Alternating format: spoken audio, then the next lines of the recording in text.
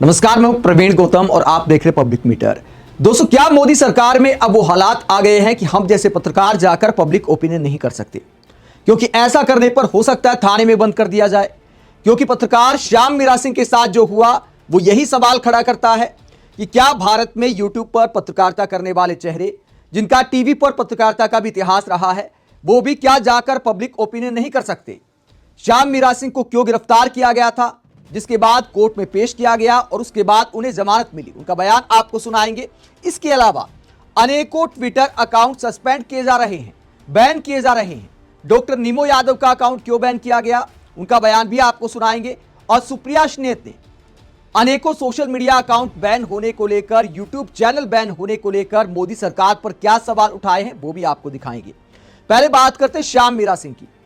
अब गैस की समस्या को लेकर बात करने पहुंच गए, सड़क किनारे एक चाय वाले के साथ बात कर रहे थे। उसके बाद क्या होता है, जरा सुनिए श्याम मीरा सिंह ने क्या बीती बताई है। तो आज मैं इलेक्ट्रिसिटी और एलपीजी के मुद्दे पर ग्राउंड रिपोर्ट के लिए गया था नोएडा। तो वहाँ पे मैं एक चाय वाले से बात कर रहा था कि क्या समस्या आ रही है, इलेक्ट्रिसिटी का बिल कैसा आ रहा है, एलपीजी की क्या समस्या है। इतने में नोएडा पुलिस आती है और कहती है कि भाई तुम क्या कर रहे हो, कौन लोग हो, तुम्हारा क्या नाम है। मैंने बोला कि हम पत्रकार है, मेरा नाम श्याम मीरा सिंह है, हमारा यूट्यूब चैनल है। बोले आईडी दिखाओ और बिना परमिशन के तुम यहाँ पे वीडियो नहीं बना सकते। बोला परमिशन, किस बात की परमिशन भाई, और आईडी हम दिखा देंगे, लेकिन ये तो बताओ कौन सा रूल है ऐसा कि भाई एक पत्रकार किसी से बात कर रहा हो, रिपोर्टिंग कर रहा हो, या एक सिटीजन बात कर रहा हो, और उसे कौन से रूल के तहत आप उसे आईडी दिखाने के लिए और ये कहने लग जाओगे कि परमिशन मांगो। इतनी सी बात पर नोएडा पुलिस के 3 लोग मुझे और मेरे कैमरामैन को गाड़ी में डालकर जबरदस्ती थाने ले और एफआईआर दर्ज की कि मेरी वजह से 70-80 लोग इकट्ठा हो गए थे और मैं शांति भंग कर रहा हूँ। सड़क के साइड में खड़े होकर एक चाय वाले से सिंपल एलपीजी और इलेक्ट्रिसिटी बिल पर पूछने पर इनकी शांति भंग हो रही है। मुकदमे में लिखा है कि मैं शांति भंग कर रहा था, मैंने ट्रैफिक जाम कर दिया और मैंने पता नहीं क्या कर दिया, जबकि मैं एक आदमी से बात कर रहा था, सिंगल आदमी से, वो भी सड़क किनारे, वो भी उससे पूछ के कि भाई मैं आपसे कुछ बात करना चाहता हूँ, आपकी परमिशन हो तो मैं आपसे बात कर लूँ। किसी ने मेरी कोई शिकायत नहीं की, किसी ने मेरी कोई एफआईआर नहीं की, कोई जाम नहीं लग रहा था। आके पुलिस वाले मेरी रिपोर्टिंग को रोकते 2-3 घंटे इन्होंने थाने में बैठा के रखा। फिर इसके बाद इन्होंने मुझे मजिस्ट्रेट के सामने ले गए और फिर उसके बाद मुझे जमानत पे अभी छोड़ा गया। इसमें इन्होंने हाल ये कर रखा है कि कोई भी पत्रकार अगर एलपीजी सिलेंडर से रिलेटेड या ग्राउंड रिपोर्ट करने लग जाए या इनको दिख जाए कहीं पे भी, जाके उसको डिस्टर्ब करना, उसको रोकना और उसको परेशान करना। नोएडा पुलिस कह रही है कि मेरी वजह से 70-80 लोगों की भीड़ लग गई थी, ट्रैफिक जाम हो गया था। उसकी कुछ पिक्चर्स तो होंगी, उसकी वीडियो तो होंगी, कोई शिकायत तो होगी। मैं इन सब चीजों को सही मान ले रहा हूँ। आपसे मैं ये पूछ रहा हूँ कि आपने मेरा मोबाइल क्यों छीना, आपने मेरे मोबाइल का डेटा क्यों डिलीट किया, आपने मेरे कैमरा की जो चिप थी वो पूरी फॉर्मेट क्यों मारी। अगर मैं ट्रैफिक जाम कर रहा था तो आपने मेरा डेटा क्यों डिलीट किया। सिंपल रिपोर्टिंग करने पर फर्जी एफआईआर कर रहे हो, कुछ शर्म बची है तुम्हारी आंखों में। तो श्याम मीरा सिंह के साथ जो हुआ कल को हमारे साथ भी हो सकता है। हमारे कई ऐसे पब्लिक ओपिनियन है जहां 70-80 लोग भी सड़क पर जमा हुए हैं, सड़क किनारे जमा हुए हैं। अब सड़क के बीच में खड़े होकर तो कोई पब्लिक ओपिनियन नहीं कर सकता, लेकिन सड़क किनारे भी आपके पब्लिक ओपिनियन में 20, 30, 50, 70 लोग अगर खड़े हो जाते हैं तो आप तो उन्हें कंट्रोल नहीं कर सकते। तो क्या पुलिस आप पर मुकदमा कर सकती है? इस बात का आखिरकार लॉजिक क्या है? अगर आप कैमरा लेकर पहुंचते हैं तो कई बार कैमरा भीड़ को अट्रैक्ट भी करता है, भीड़ अपनी बात भी कहने आती है, बहुत सारे लोग देखने भी आते हैं। तो क्या पुलिस मुकदमा कर देगी? क्या लोकतंत्र में ऐसा होना चाहिए? क्या श्याम मीरा सिंह किसी को उकसा रहे थे? चाय वाले से बात करने में पुलिस को किस बात का डर है और कौन सा कानून का उल्लंघन हो जाता है? तो श्याम मीरा सिंह के साथ जो हुआ वो अपने आप में पत्रकारों के लिए डरावना है। इसके बाद डॉक्टर नीमो यादव क्या कहते हैं, इनका जो एक्स अकाउंट है वो विदहेल्ड कर दिया गया है, तो इन्होंने क्या बीती बताई है, जरा सुनिए। Hello everyone, this is a friend doctor Nimo Yadav, जैसे कि आप ट्विटर पे जिस नाम से मुझे जानते हैं। जैसा कि आपको पता है कि मेरा अकाउंट विदहेल्ड कर दिया गया है इंडिया में, इंडियन गवर्नमेंट के ऑर्डर पे, ministry of electronics and IT के ऑर्डर पे वो अकाउंट विदहेल्ड किया गया है। बट उसका रीज़न मुझे नहीं बताया गया कि क्या रीज़न है, कौन सी ट्वीट है, क्या है, बट उन्होंने सीधा विदहेल्ड कर दिया है। खैर वो एक अलग इशू है, उसको हम लीगली देखेंगे। लेकिन मैं यहाँ पे 2 पॉइंट्स हाईलाइट करना चाहता हूँ। पहला ये कि thanks for all your support, जिन लोगों ने मुझे सपोर्ट किया है, जो लोग मेरे लिए आवाज़ उठा रहे हैं, थैंक यू वेरी मच। मैंने एक्सपेक्ट नहीं किया था कि इतना सपोर्ट आएगा। और दूसरा कि मैं अपने अब मैं वहाँ पे नहीं हूँ तो मैं यहाँ पर थोड़ा एक्टिव, थोड़ा ज़्यादा रहूँगा। तो these are my handles, Instagram and YouTube. और गवर्नमेंट को बस एक मैसेज है कि आप करते रहिए, हम भी अपना करते रहेंगे, हम रुकने वालों में से नहीं हैं और हम लीगल भाषा में ही आपको जवाब दिया जाएगा। धन्यवाद। तो डॉक्टर नीमो यादव का कहना है कि उन्हें बताया नहीं गया कि किन पोस्ट के कारण उनका अकाउंट विदहेल्ड किया गया है, तो कम से कम कारण तो बताना चाहिए। और ऐसा अनेकों एक्स अकाउंट के साथ हो रहा है, ये सुप्रिया श्नेत ने दावा किया है। बहुत सारे लोगों को एक्स की तरफ से नोटिस आए हैं, ईमेल आए हैं कि सरकार ने आपके अकाउंट पर ये वाली कार्रवाई की मांग की है। बहुत सारे ऐसे एक्स अकाउंट भी हैं जहां पर एक्स ने जानकारी दी है लेकिन अब तक एक्शन नहीं हुआ है। ऐसे लोग अपना ईमेल दिखा रहे सोशल मीडिया पर। सुप्रिया स्नेत इसे लेकर मोदी सरकार पर क्या कहती हैं, कितने बड़े पैमाने पर यह खेल किया जा रहा है, सुप्रिया स्नेत ने क्या कहा, जरा सुनिए। भारत को लोकतंत्र नहीं रहकर राजतंत्र बना देने की नरेंद्र मोदी ने ऐसा लगता है ठान ली है, और इसीलिए वो हर उस मंच को, हर उस रास्ते को, हर उस तरीके को बंद कर देना चाहते हैं जहां से विपक्ष और जहां से इस देश के आम लोग उनसे सवाल पूछ सके, उनकी जवाबदेही तय कर सके, अपनी आवाज उठा सके।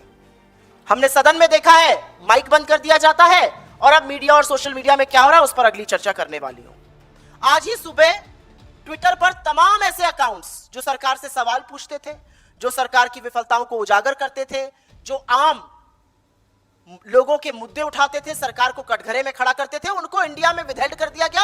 अब वो अकाउंट भारत में नहीं दिख सकते, बैन कर दिए गए। ऐसे ही तमाम यूट्यूब चैनल सस्पेंड कर दिए गए। एक वो 4 PM चैनल है बहुत बड़ा, उसको दोबारा से सस्पेंड कर दिया गया। वो से बात कर रहे थे, उनको नोएडा पुलिस ने उठा लिया। ऐसे ही इंस्टाग्राम के तमाम अकाउंट्स, और ये पूरा ब्यौरा हम आपको अपनी रिलीज में दे देंगे, तमाम ऐसे अकाउंट्स जो सरकार से सवाल पूछते हैं, जो नरेंद्र मोदी जी को आईना दिखाते हैं, जो पर्दाफाश करते हैं, कलई खोलते हैं, उनको इंडिया में बैन करने का काम किया जा रहा है। उनका कंटेंट मन मर्जी तरीके से उठाया जा रहा है, क्योंकि एक नया ट्रेंड है। कैरवान मैगजीन आप सभी लोग जानते हैं, उन्होंने तो कुछ लिखा ही नहीं। उन्होंने 2022 का अपना ये कवर लगा दिया जिसमें मोदी जी की तस्वीर है और हीरो ऑफ हेट्रेड लिखा है। आ गया फर्रा सरकार से, तुरंत इसको डिलीट किया जाए। ये ट्वीट डिलीट हो गया। मेरे खुद के पास ऐसे 11 ट्वीट पिछले कुछ दिनों में आ चुके हैं, आपका ये कंटेंट डिलीट हो रहा है, सरकार ने आपका अकाउंट पे होल्ड करने को कहा है, फलाना का है। ऐसे हमारे तमाम साथियों के साथ ऐसा हो रहा है, क्योंकि एक नया ट्रेंड है। पहले कंटेंट ब्लॉक करो, कंटेंट डिलीट करो, और अगर वहां से बात नहीं बन रही है तो फिर अकाउंट को ही भारत से उड़ा दो, बैन कर दो अकाउंट को। और यह काम पूरी बेशर्मी से, पूरी बेहयाई से अश्विनी वैष्णव जी के 2 मंत्रालय, MeitY which is ministry of electronics and information technology, और सूचना और प्रसारण मंत्रालय ministry of information and broadcast लगातार करने का काम कर रहा है। Section 69A of the IT act का हवाला देकर सोशल मीडिया प्लेटफॉर्म से या तो कंटेंट हटाए जा रहे हैं, उड़ाए जा रहे हैं, या पूरा पूरा कंटेंट ही नहीं, अकाउंट ही विदहोल्ड कर लिया जा रहा है। अब सरकार के कुछ चंगू मंगू बाबू बैठकर यह निर्धारित करेंगे कि सोशल मीडिया पर क्या पोस्ट हो सकता है, क्या पोस्ट नहीं हो सकता है। अब वो निर्धारित करेंगे कि सोशल मीडिया के कौन से अकाउंट चलेंगे, कौन से नहीं चलेंगे, इंस्टाग्राम की कौन सी रील चलेगी, कौन सी डिलीट होगी। और मेरे हिसाब से यह इस देश में संविधान के द्वारा दी हुई अभिव्यक्ति की आजादी पर एक बहुत बड़ा प्रहार है। और यह प्रहार इसलिए भी पैना है क्योंकि जो सवाल मेन स्ट्रीम मीडिया में उठ नहीं रहे हैं, जो सवाल सोशल मीडिया, डिजिटल प्लेटफॉर्म्स उठाते हैं, वो सवाल वहां भी ना उठे। मैं छोटा सा आपको एक वाकया देती हूं। सुबह से देख रही थी रुपया गिरा ही जा रहा है, गिरा ही जा रहा है, रुक ही नहीं रहा है। 93, 93, 2, 93, 4, 93, 25, 93, 30, 93, 32, 93, 36। मुझे लगा मीडिया में डिबेट होगा, सुई टपक सन्नाटा। मेरे पास आप में से किसी का फोन नहीं आया कि मैडम आज रुपया गिर रहा है, बाइट दे दीजिए, क्योंकि मुख्यधारा की मीडिया को मतलब ही नहीं है रुपया गिर रहा है, क्योंकि मोदी जी चाहते ही नहीं उसकी वहां पर चर्चा हो। चर्चा कहां हो रही है? चर्चा हो रही है सोशल मीडिया पर। मोदी जी के पुराने बयान, रुपया पतला क्यों हो रहा है, वो दिखाए जा रहे हैं सोशल मीडिया पर। वो मीडिया नहीं दिखा रहा है। मेरे बड़े प्रिय साथी हैं आप लोग, आप नहीं मेरी बाइट लेने आ जाए, आपने मुझसे सवाल नहीं पूछा रुपया पर, वो सोशल मीडिया पे चर्चा चल रही है, इसलिए सोशल मीडिया पर कब्जा करने की ये सारी कवायद है। असलियत तो यह है कि अश्विनी वैष्णव जी हर मोर्चे पर तो विफल है। रेलवे में रहकर रील बनाते हैं, MIB में रहकर उनका सारा काम है किस तरह से मीडिया पर कब्जा करो, और मेटी में रहकर वो मोदी जी को चमकाते हैं। आप परेशान मत होइए, मैं सारी पोस्ट डिलीट कराता हूं अभी, यही उनकी उपयोगिता है। लेकिन सवाल मोदी जी से है, सवाल आपसे है, क्योंकि आप इस देश के प्रधानमंत्री। आप इतने कायर क्यों हैं? आप 2 शब्द आलोचना से बिफर क्यों जाते, इतना डरते क्यों हैं आप? आपको आलोचना से इतनी दिक्कत क्यों है?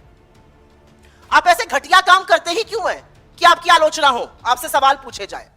आज मुझे इस बात का जवाब दीजिएगा कि अगर एक सोशल मीडिया पोस्ट पर सवाल उठाने से आपका सोशल मीडिया अकाउंट ही बैन कर दिया जा रहा है, तो लोकतंत्र खतरे में है या नहीं है?